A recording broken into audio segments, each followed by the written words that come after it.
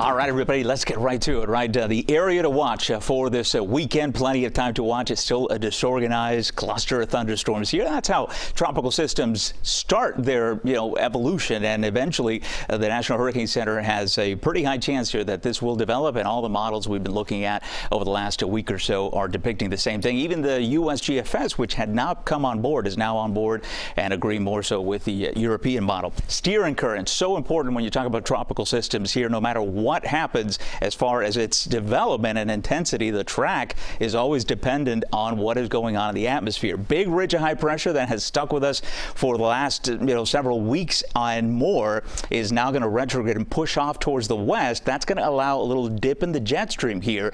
Those winds come from northwest and then dip down into the Gulf. That's what's going to begin to pull our feature here in the eastern Gulf of Mexico towards the state of Florida. But the caveat with that, and it's a good one for us, in fact, I guess, right, this wind field here could disrupt its evolution because, yes, the winds will steer it in our direction into Florida, but it is also has the potential to disrupt it a little bit with those upper level winds we talk about shear all the time, right? So here's the area to watch. You see kind of a blob developing here, but then eventually it becomes more symmetrical, an indication that the system is organizing, and it will have a window here where it could develop into a strong tropical storm. All the while, we're going to be on the eastern side of it here. I don't think this is going to be a wind event for us as I see it right now, but it is going to be a potentially rainy setup here as we head into the early part of next week. What I'm showing you now is the European in blue and also the GFS. We like to see this agreement because the models, the main two models that agree with each other, then you have a higher confidence.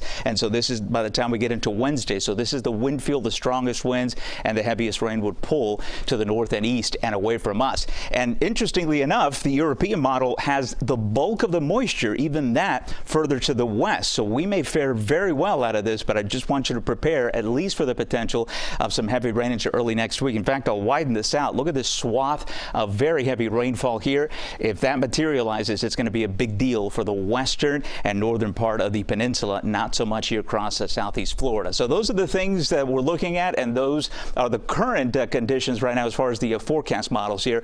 That will likely change, hopefully not in a dramatic fashion, but we'll keep you posted through the weekend. Enjoy it because it's going to be a nice one. 85 right now. We hit 93 earlier today, another steamer of an afternoon, and we continue with these little showers that will be passing through. I have to tell you, tomorrow I think looks fantastic. It's not going to rain much. We're going to have just passing showers. That would be it. It's not until Sunday that we get into more organized showers and thunderstorms in the form of those storms that typically get us at this time of year. And then, of course, the tropical moisture. We'll have all eyes on that as we head into next week. The case in point here, look at the rain tracker. All the thunderstorms developing really in staying primarily across the interior areas, morning coastal showers, and then we'll transition on a Sunday as well to some interior thunderstorms before rain chances could certainly go up as we head into the middle part of next week with that tropical feature. So coverage for tomorrow, only 20%. We'll bump that up to 40% as we head into, Sunday, but not bad at all. It's not until we get through that Monday through Wednesday time frame. We'll continue to fine tune it, but right now looks like heavy rain potential for South Florida.